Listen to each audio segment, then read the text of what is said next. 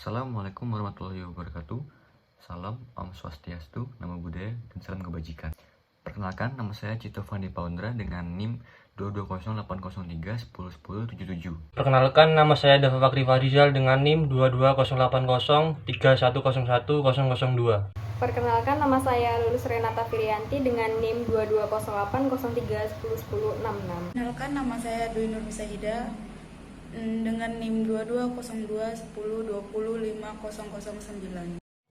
Prancis adalah negara merdeka di Eropa Barat dan pusat pemerintahan yang besar. Prancis juga merupakan sebagai negara Eropa terbesar ketiga setelah Rusia dan Ukraina. Prancis adalah negara republik semi-presidensial dengan mengadopsi nilai-nilai liberty, equality, fraternity. Prancis telah menjadi negara yang terlibat dalam beberapa peristiwa paling penting dalam sejarah Eropa, bahkan menjadi salah satu negara yang turut menjadi sejarah penting lahirnya paham liberalisme di Eropa. Lahirnya paham liberalisme di Prancis tidak terlepas dengan sejarah revolusi Prancis hingga pendirian Republik kelima yang saat ini masih diterapkan, sehingga pasca Perang Dunia terakhir, Prancis aktif mempromosikan nilai-nilai liberal dan demokrasi di Eropa. Selain itu juga Prancis menjadi salah satu negara yang menginisiasi terbentuknya lembaga Uni Eropa sebagai solusi pasca perang panjang di Eropa. Revolusi Prancis menjadi penyebab berkembangnya liberalisme Prancis. Mengapa revolusi menjadi penyebab berkembangnya liberalisme? Liberalisme dan revolusi Prancis dapat dikaitkan sebagai dua hal yang saling berkaitan. Liberalisme adalah ideologi, pandangan filsafat, dan tradisi politik yang disadari pada pemahaman bahwa kebebasan dan persamaan hak adalah nilai utama.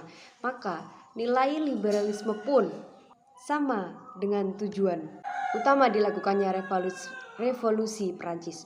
Pada 1789 hingga 1799, yaitu menghapuskan absolutisme yang terjadi selama berabad-abad di Prancis dan untuk memperjuangkan hak-hak rakyat akibat kewenangan kerajaan Prancis saat itu. Prancis secara resmi disebut sebagai Republik Prancis adalah sebuah negara yang teritori metropolitannya terletak di Eropa Barat dan juga memiliki berbagai pulau dan teritori seberang laut yang terletak di benua lain.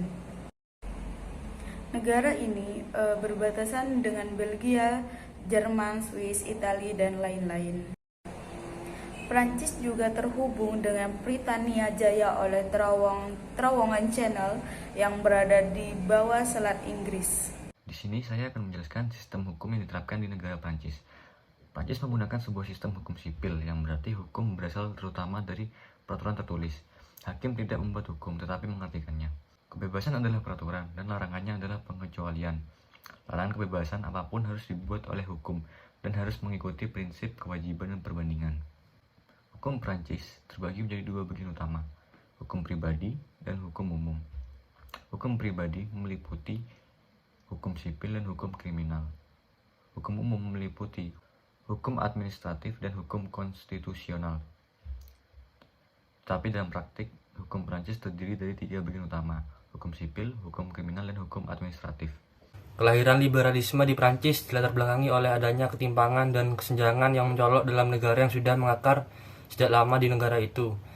Sejak abad ke-14 sampai 18, Prancis berada di bawah pemerintahan dinasti Valois dan Bourbon yang mengusung konsep Ancien Regisme, yaitu sistem akrokratik di Prancis yang menyebabkan terjadinya ketimpangan perekonomian, panen buruk, dan kenaikan harga pangan. Dan lagi sistem transportasi yang memadai. Akibatnya muncul rasa benci dari rakyat terhadap pemerintah yang dianggap semena-mena. Oleh sebab itu, untuk menghapuskan absolutisme yang terjadi selama berabad-abad yang dilakukan revolusi Prancis pada 1989, dengan hal ini ideologi Prancis dan Indonesia menurut saya berbeda. Karena dengan jelas ideologi Prancis memisahkan agama dari urusan negara dan dengan bebas rakyatnya memilih hak yang mau masuk agama manapun.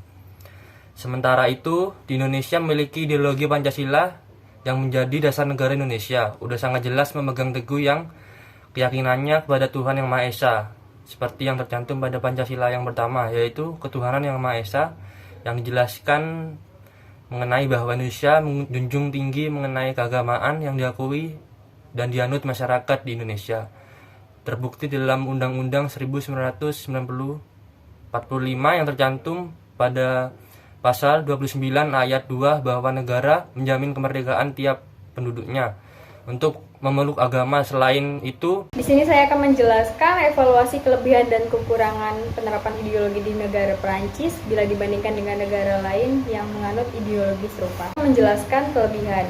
Yang pertama, Perancis memiliki sistem pendidikan negeri yang sangat baik, yang mendorong masyarakatnya untuk mencapai prestasi akademik tinggi, serta juga untuk belajar tentang keanekaragaman budaya dan bahasa. Ini membantu memperkuat identitas nasional dan nasionalisme. Yang kedua, Prancis juga merupakan salah satu pencipta konsep laicisme, yaitu konsep pemisahan agama dan negara. Konsep ini pun dijadikan sebagai landasan bagi negara Prancis dan negara-negara baju lainnya untuk menerima kehidupan sebagai masyarakat multibudaya dan plurinasional. Konsep ini juga memungkinkan kesetaraan hak antar individu dan pluralisme budaya. Untuk selanjutnya yaitu ada kekurangan. Yang pertama, timbulnya pergeseran ke arah permusuhan antara pemerintah dan non-pemerintah.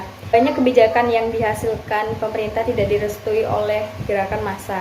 Hal ini pun memunculkan pro dan kontra dan setiap keputusan pemerintah dan menerapkan ideologinya. Yang selanjutnya adanya kesenjangan sosial antara masyarakat yang berbeda-beda. Hal ini pun terutama terjadi selama beberapa dekade terakhir, karena kelompok minoritas seperti imigran dan orang kulit hitam masih mengalami perjudian yang lebih besar dan diskriminasi dalam kehidupan sehari-hari, terutama kesempatan dan pekerjaan.